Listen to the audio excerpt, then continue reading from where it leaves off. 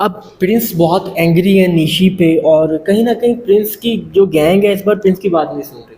अगर हम last vote out में भी कहें तो प्रिंस की तरफ से जो इंस्ट्रक्शन थी वो ये थी कि तुमने रिया की बात माननी है और मेरे ना होते पे तुम्हें रिया को फॉलो करना है। जबकि यहाँ पे किसी ने भी ये बात नहीं मानी, सब ने अपने हिसाब से वोट किया। सिर्फ यहाँ पे मनु था जिसने कहीं ना कहीं प्रिंस की रिस्पेक्ट रखी, और जो रिया ने कहा, जो इनकी बात हुई, उसने वही किया। उसने यहाँ पे हरताज को वोट दिया, जबकि सब ने ये नहीं किया।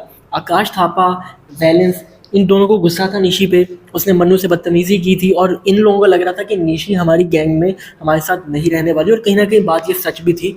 बट ये डम मूव था, क्योंकि इनकी इसी गलती की वजह से यहाँ पे इनकी गैंग से, इनके अलायंस से बंदा चला गया। अगर ये थोड़ा सा समझ के वोट करते तो शायद कुछ और हो सकता था यहाँ पे, क्योंकि आपको पता है कि यहाँ पे सबसे ज़्यादा वोट किसको मिल रहे थे। अब अगर बात करें बाकियों में तो अलीफिया और निशी।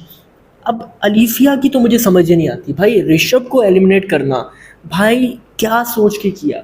तुम्हारी अलायंस में है, तुम्हें जिता सकते हैं, जब तक तुम्हारी अलायंस है, एक स्ट्रॉन्ग रोडी है, तुमने कहा गेम चेंज कर ले। इस तरह के जो आके शाने बनते हैं ना, वो आके अपनी गेम खराब कर देते हैं। ऋषभ तुम्हारे साथ ही परफॉर्म कर रहा था, तुम लोगों के साथ मिलकर परफॉर्म कर रहा था, कहीं ना कहीं वो प्रिंस की गैंग की तरफ अलायंस भी थी उसकी, तो वो तुम्हें फ़ायदे में था। और तुमने गलती की, तुम्हारी गलती की वजह से यहाँ पे एक स्ट्रॉन्ग रोडी चला गया। अलीफिया का मुझे आइडिया नहीं है भाई कि उसके दिमाग में क्या चल रहा है, क्योंकि उसको कई जगह पे तो मैं मानता हूँ उसको मौका बिल्कुल नहीं दिया गया जहाँ पे वो प्रूव अपने आप को कर सकती थी। बट इस तरह का डिसीजन करना और उसके बाद में मुकर भी जाना, जब आपसे पूछा जाना कि आपने किसको एलिमिनेट किया तो आपने वहाँ पे निशी का नाम ले दिया। भाई बंदी ने पहले कोई और नाम लिया, उसके बाद निशी का ले लिया, बट यहाँ पे उसने ऋषभ का नाम ही नहीं लिया, क्योंकि उसको पता है कि उस पर बिल फाड़ा जाता कि तुमने कैसे ऋषभ का नाम लिया, उसको क्यों एलिमिनेट करवाया।